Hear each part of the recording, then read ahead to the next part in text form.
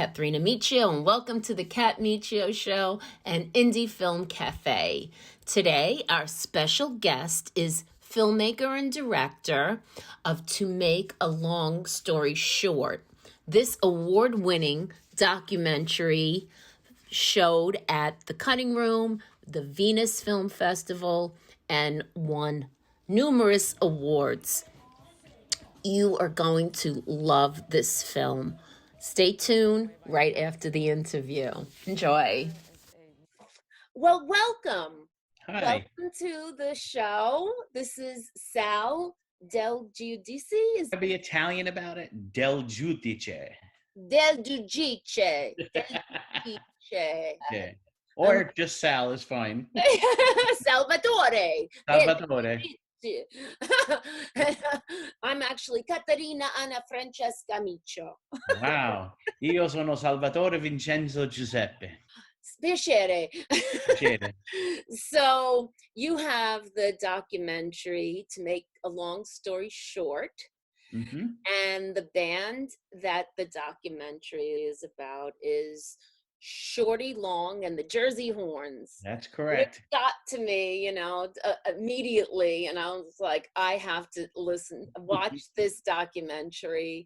And then when I heard the story, I was so inspired by the story, and I could totally see why you would want to make a documentary like this on Shorty, Mm-hmm. aka Ricky Tisch. Ricky Tisch.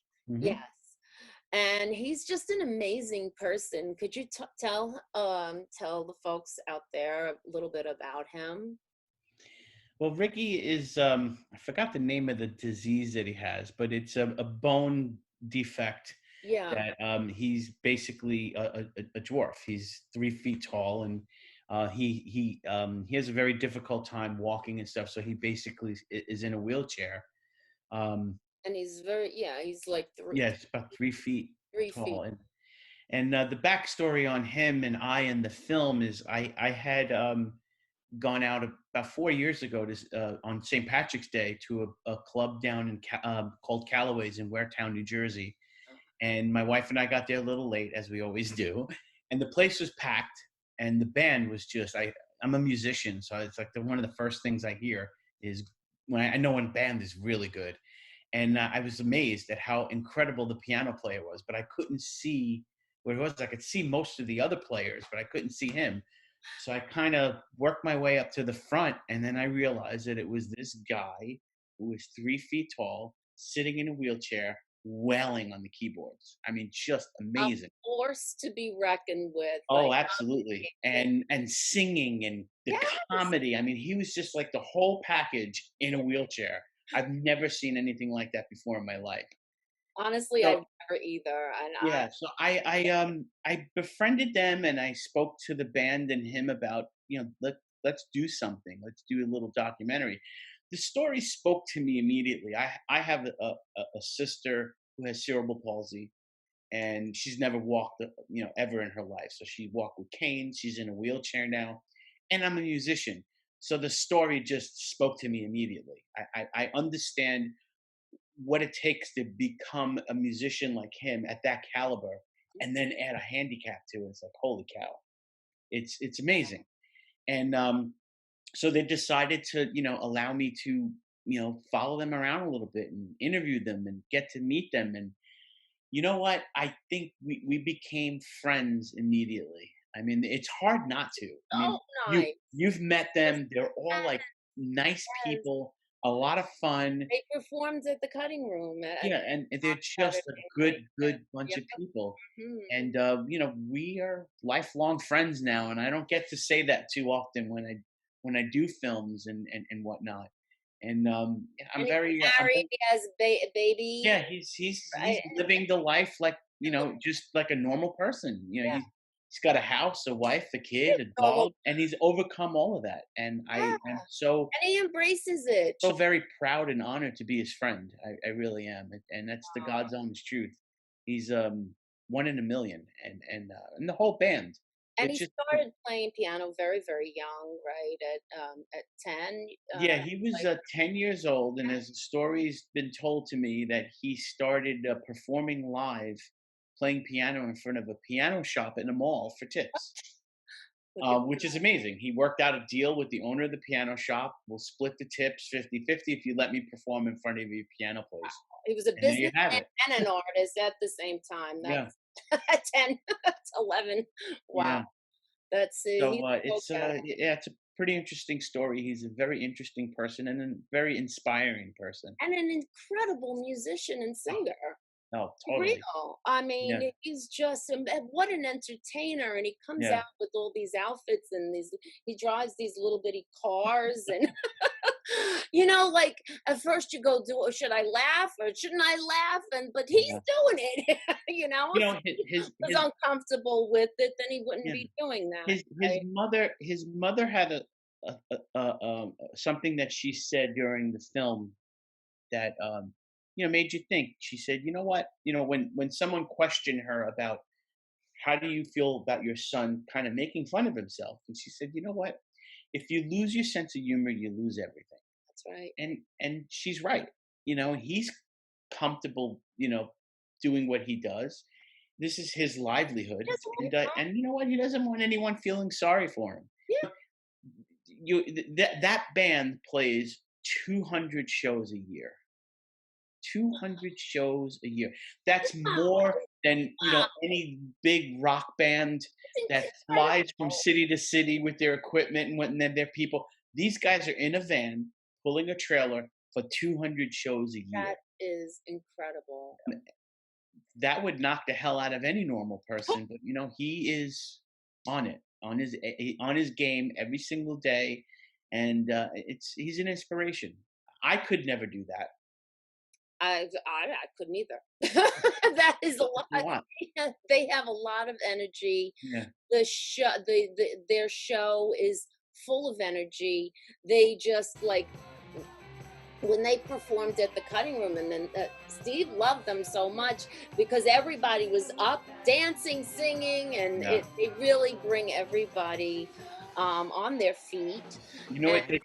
They told me a great story about one of the performances at the cutting room. yeah, Um, Steven Van Zandt was in the oh, audience he was. Oh, and, pulled them aside and said, "Wow, you guys are fantastic." And and Ricky said, "I can retire now." Steven Van Zandt had a compliment for the band and thought we were all fantastic. And, that's something to be said. I mean, that's, yes, Bruce he's got a Springsteen's lot guitar of player. exactly, he's got a lot of connections, you never Yeah. had the room packed Yeah. the night after the festival, Yeah. That was fun. it was a lot of fun. 'Cause I think, at first I was like, yeah, there's a band. Like, who has a band after a film festival? I'm Yeah. like, oh, they're really good. They're really good. So a few people, they got up, they started dancing. I could swear that they called everybody else to come Yeah. back. The room was packed. Yeah, it was full towards the end It there. was Right. really great. Fun. That Everybody was a was fun on the night. it was so much fun. And I relate to being an artist. I'm not a musician. I wish I was, but I relate to it. And we all have a passion. And I love the documentary. All right. Thank you. And yeah, thank you so much All for right. being Thank you for having us. And, we'll, hopefully see you soon. perfect. All right. Thanks so much. All righty. Sal. Ciao. Okay, ciao.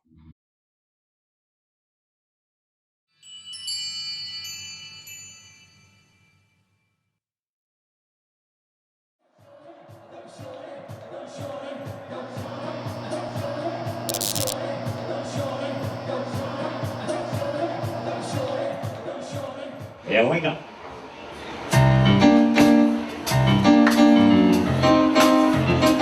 Some people look at Ricky and see someone that, might not be fashionable to their club or casino or whatever it might be. But, as soon as he walks in the door, he's got you and he takes over.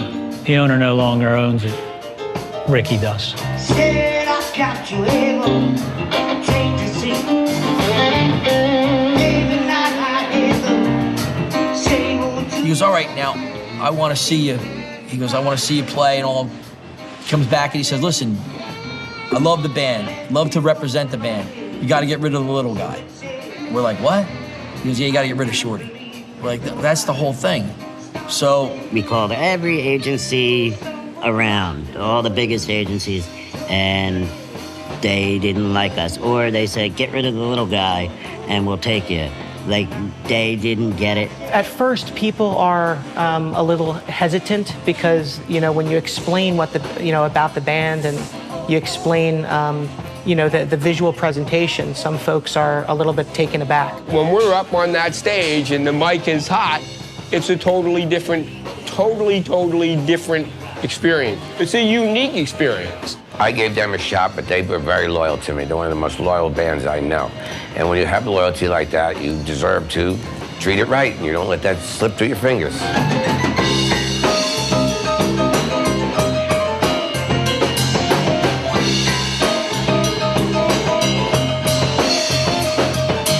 I look at Ricky sometimes and I really think he's heroic, because there's so much to each and every one of these gigs. He may not, carry the equipment or do any of the super strenuous stuff, but, he carries the band largely from a musical standpoint.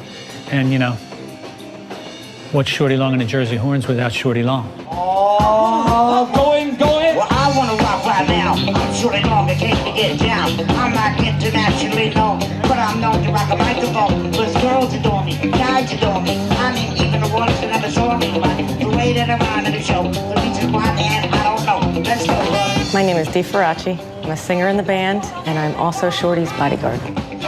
Shorty needs a bodyguard because whenever women get drunk, they believe that they can climb on top of him. Shorty has brittle bone disease, so he needs someone there to be able to be like, it's not okay. I have the rarest bone disease in the world. It's called osteogenesis imperfecta. There's only like 10,000 people on the planet with it. And my body doesn't produce a certain protein that enables your body to use the collagen the way it's supposed to. So I have pretty much like brittle bones.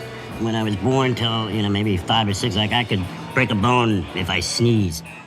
But after that, you get bigger, and then puberty, and then you get muscle, and then it pretty much, I don't get hurt now unless I do something stupid.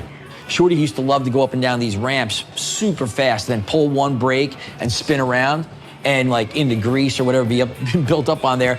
It would look cool. John's always got my back. I always got his. And we've been friends for so long. We're like brothers. I mean, if we're either, hugging or cursing each other out. He was rolling through this back thing in Belmar at a place called Paul's Cabin, and he hit their speed bump, went flying. He went it was like watching a turkey come out of an oven or something. He's my partner. I don't think either of us could do this without the other one. He's laying there, and I'm like, holy shit, dude, don't go. We're holding each other's hands. He's getting cold.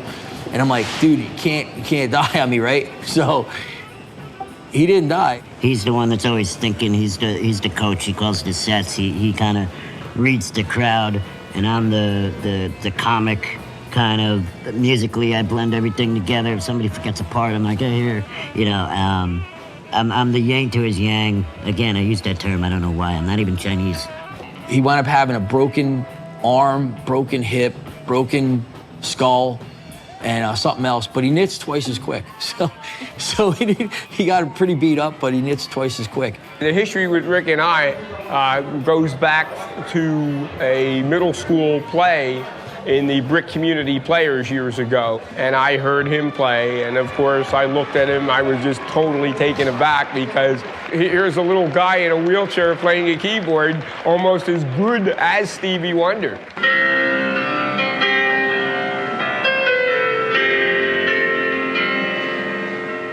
When I was a kid, I was, didn't do sports or anything like that, but music was the one thing I was good at, and I was better than everybody else, which, when you're 2 feet tall, anything you do better than anybody else, you just, keep hitting.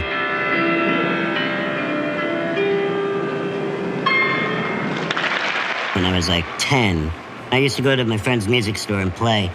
One day, somebody came and put a $5 bill on the keyboard. I'm like, wow, I didn't think you could make money doing this. So, that happened a couple times.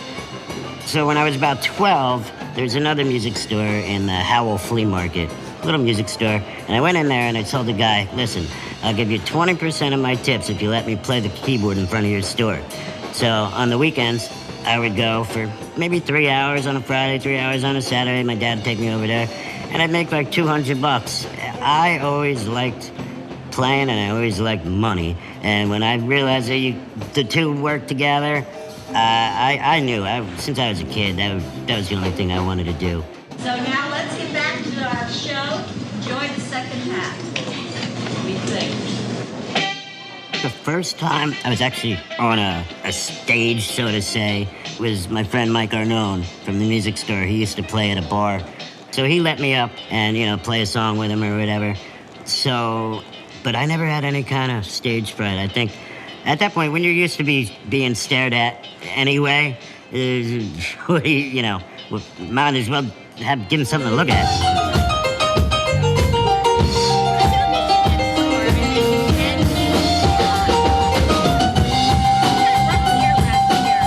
When we first started, though, it was like there was no attention on Shorty because the band was called the Fill-Ins. It wasn't called, it should have been called the Felons, but it was called the Fill-Ins. It was just because we all filled in for other bands.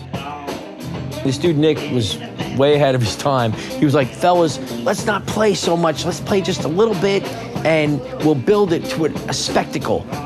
And he was probably right in hindsight, because at least I got to meet you, which has made my life just a paradise. I know it has, honey. The first time I met John, we had a different bass player, and somehow he got slapped by the guitar player. And anyway, the next day we had to find a new bass player. So in walks John. We go downstairs and drummer's cool, Nick's cool, I'm feeling like I'm cool. And then there's this guy who plays for tips at the mall, He's like, an organ grinder kind of little dude in a wheelchair. Literally 3 foot tall. He looked at me, he's like, I'm not playing with this guy. He wanted to be in a good-looking hair band. And I'm like, I'm not playing in a band with that guy. And it wasn't because of me being prejudiced against him, just I anticipated having to move all his stuff and he didn't fit the formula that was in my head. But we just started jamming and we melded and we've been friends ever since for some weird reason. We started to jam and I saw that he could play really well. He started making fun of my mom. We started ranking each other out, or what do you call roasting each other. By the end of it, I couldn't help but love him and we started being friends. So that's how it started.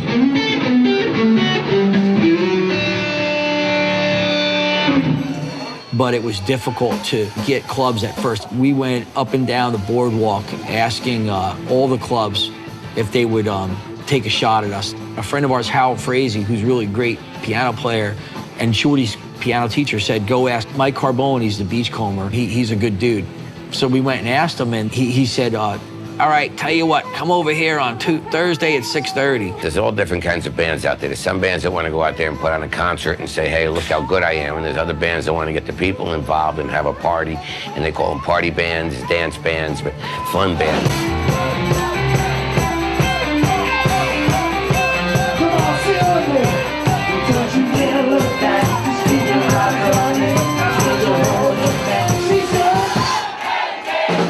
Mike Carbone and the Beachcomber. He was the first guy to give us a chance in a bar.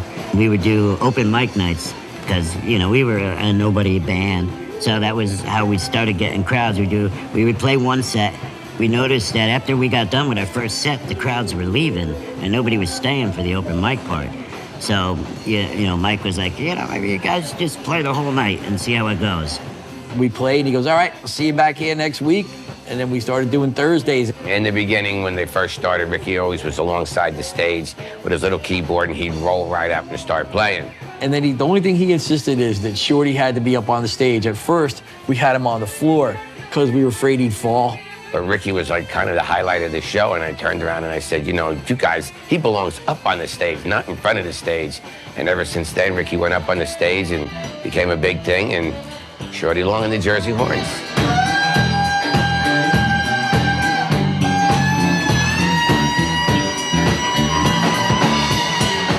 We had been together for about 5 years, and we were doing good in, local clubs and stuff. But there's a certain point, I think, where you reach where we reached a plateau. One of the big goals we wanted to do is play Atlantic City and play in the casinos. To us, that seemed like that's where it's at. A casino won't touch you without an agent. I don't care how good your band is. If you don't have an agent, you're not getting booked.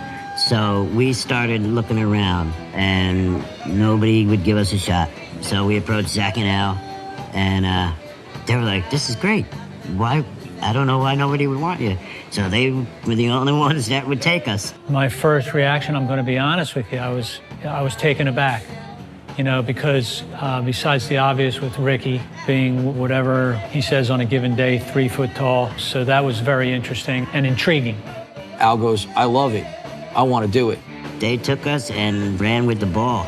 One casino after another started hiring us, and then we were getting, bigger beach clubs and bigger parties. He goes, "I believe in this, and I want to see you guys do everything you want to do," and he's been the greatest ever. Zach and Al, they were the only ones that got it or even thought that we were worthy of having an agent.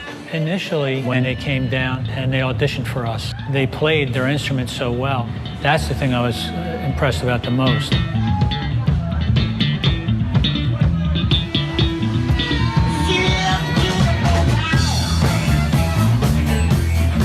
The first time I saw the band, I just thought that they were incredible. Shorty, obviously takes you by surprise.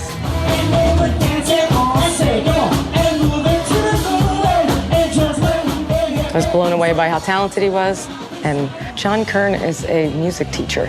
They're both absolutely incredible. They can do anything on the fly. They hear something one time, and that's it.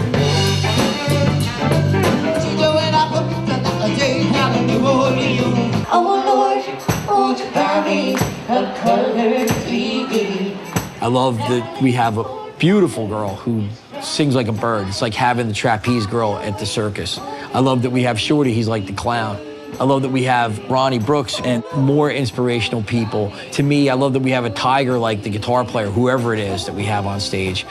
They're always that caliber of musician that makes you go, wait a minute, they ain't phoning that in, that's a real deal.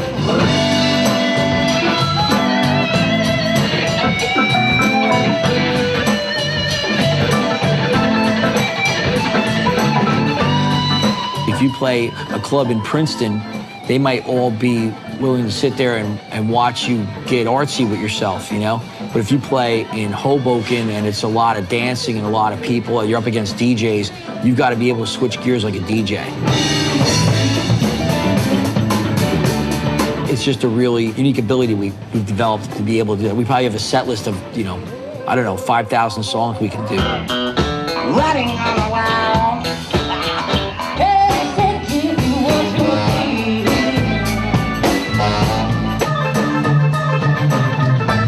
Early on, we were playing at the Beachcomber, and a group of women came in, and we're like, "Oh my God, that's a midget, I'm scared."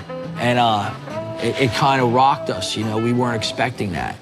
And it was a weird reaction, and they immediately left. So thankfully, it feels like that same gig, somebody had won a pimp hat on the boardwalk, a real puffy, fluffy hat, and threw it at Shorty, and he put it on. And he started rapping. By the end of it, the crowd was going, "Go Shorty, go Shorty." And that made me think that he needs to be taken to the crowd as opposed to just be there and play normal.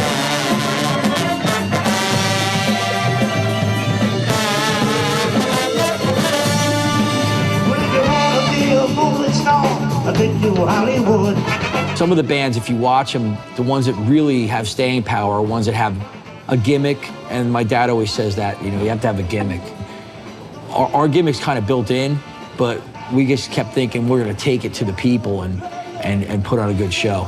Me and Johnny always wanted to do more, We weren't just happy being a band.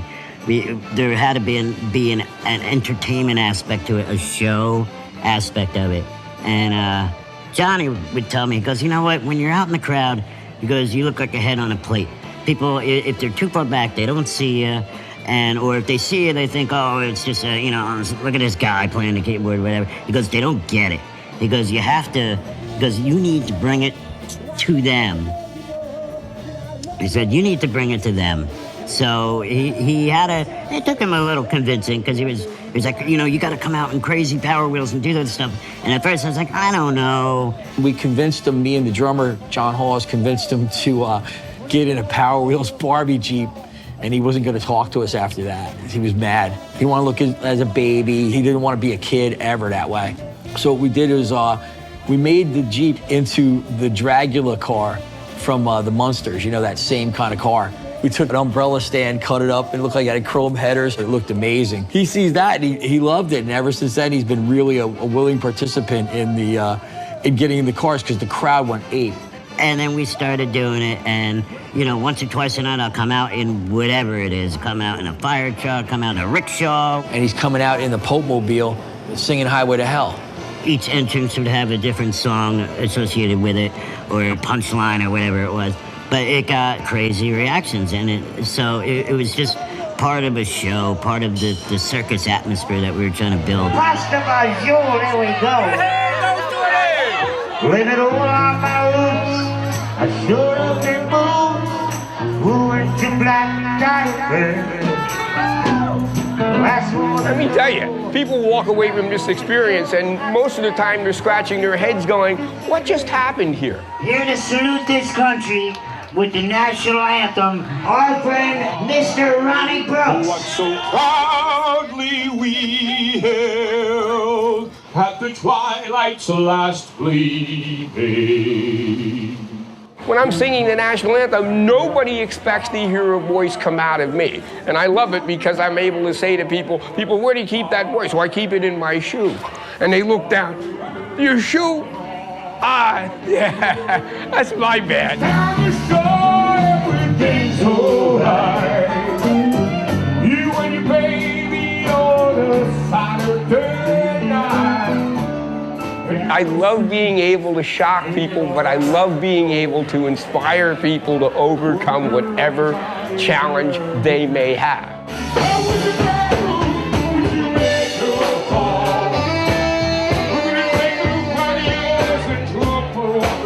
Bartender will say what it would be, and I'll say I'll have a Jack and Coke. And just keep them coming, because I like to drink till I can't walk anymore. And, the bartenders, they're looking at me, is this guy lost his mind? But Rick has had that effect on me, so it's allowed me to be a little bit more at ease. When a crowd of people come in to see Shorty, it's kind of the coolest thing that you've ever witnessed, because people that would never ever get together and talk and dance and laugh are there on the dance floor just having the best time together. And it's just such an inspirational thing. It's very disarming. And it really lets people just be who they are. And when you see the faces of folks who see Shorty Long and the Jersey Horns, obviously their logo is a wheelchair, but it's not, I never got the impression that the band was trying to, make fun of his handicap. While some people might find, some of the things offensive with Ricky and cars and motorcycles, people say you're doing him a disservice. I would beg to differ, because it's the way he supports himself and his family. He enjoys it immensely. And, he turns every crowd around. Those same naysayers that came in naysaying, they go out the door impressed. There's the organization, The Arc. The Arc deals with people with developmental disability. There's also the United Cerebral Palsy. And those people, we've taken a little bit of flack from them, and I try to explain to them this is a part of what our show is about. That look what we can do despite our physical limitations. Sometimes there are people that aren't comfortable with Shorty getting in the little cars, making fun of himself, or John making fun of him on the microphone. He's been my best friend pretty much. And your only friend, don't lie. What I would say to those people is, he's a full-grown man. He understands exactly what he's doing. He's one of the smartest people that I've ever met in my life.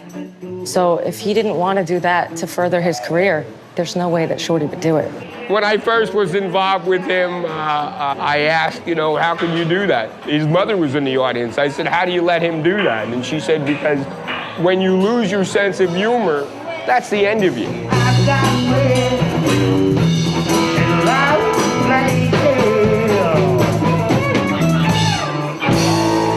lot of people just expect, just because you're handicapped, that like you're not capable of doing anything, or they give you a pat on the back for putting on your fucking shirt in the morning. I mean, that is kind of a driver too, to just say fuck you, do this. Get up, get down, get up, get down. Come on, man. He doesn't see himself as afflicted with any condition. He thinks of himself as, you know, a badass, sexy guy. I've never felt there's anything in my handicap that held me back. If anything, it's probably an advantage. That's the way to do it. I think the only thing that held me back is laziness. You know, when you really understand all of the obstacles and challenges that he faces on a daily basis, and, you know, when you saw, you know, Ricky perform, you couldn't help but root for him. It brings you back to reality. Like, this guy can do this.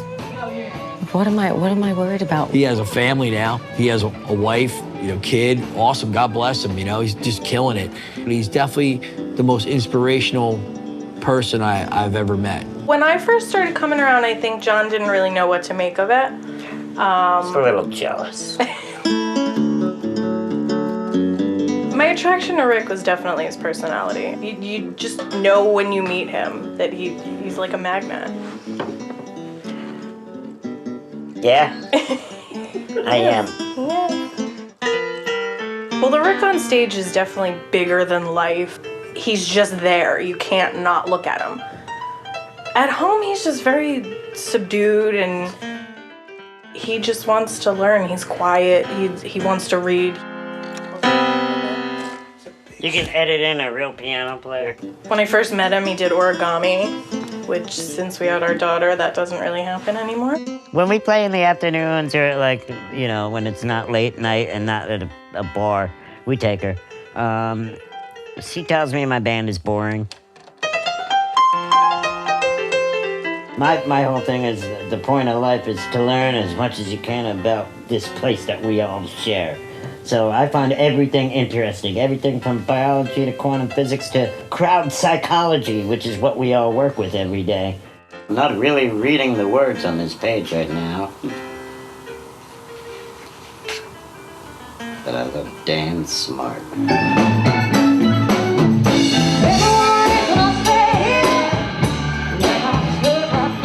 We're with each other, just in the car for thousands of hours a year. I know everything they're gonna say, every joke they're gonna make. There's a bond there that will always be there. I believe that all the traveling takes a toll on everyone, you know, especially Shorty. Physically, it's got to be difficult, but you wouldn't know it because he's not a complainer. We've been on tour for 17 years. Once you're in the flow, you don't really think about the lack of sleep or how long you've been sitting in a car. John does an amazing job with all the logistics. The logistics of that band are just overwhelming, you know, when you start thinking about it. We go through a lot of musicians because no human besides Shorty and John could ever keep up with the schedule that we keep. To a degree, every gig is different. One week we have this guest star on guitar, and another week we have this guy on guitar. The horns change because not everybody can make 200 shows a year. We've managed to get guys that could just jump in and play. And John's kids are playing with us now. It's great. It brings a whole nother energy. If they stay in the band, they'll help keep us alive for another 20 years.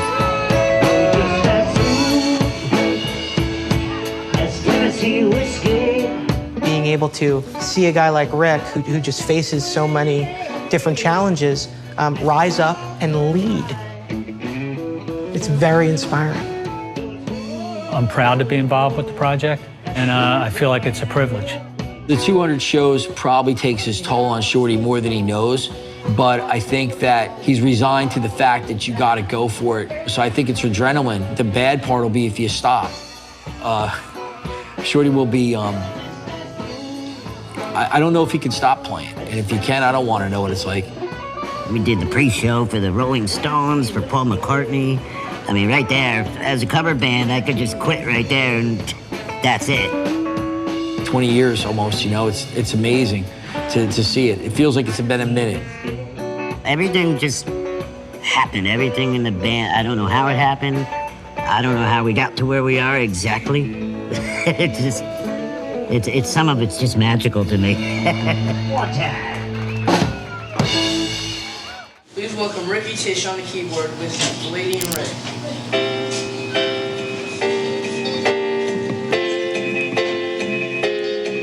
You know what the gig that like really made us break out was our first audition. Not break out like a 16-year-old, but... Or not break out like after a night at your mom's. Oh. There you go.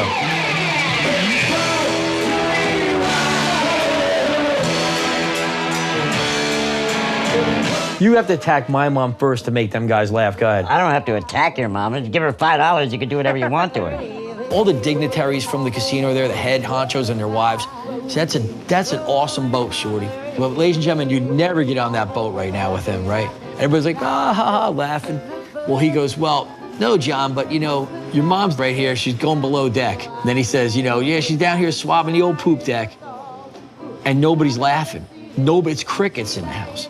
And he looks over at all these people in their tuxedos and whatever they're wearing, really, really nice stuff. And he looks over to them and he says, what's the matter? You never seen a little semen on the floor? So we got fired. Hold on, how long have you been playing keyboards? Since when? Since I was little.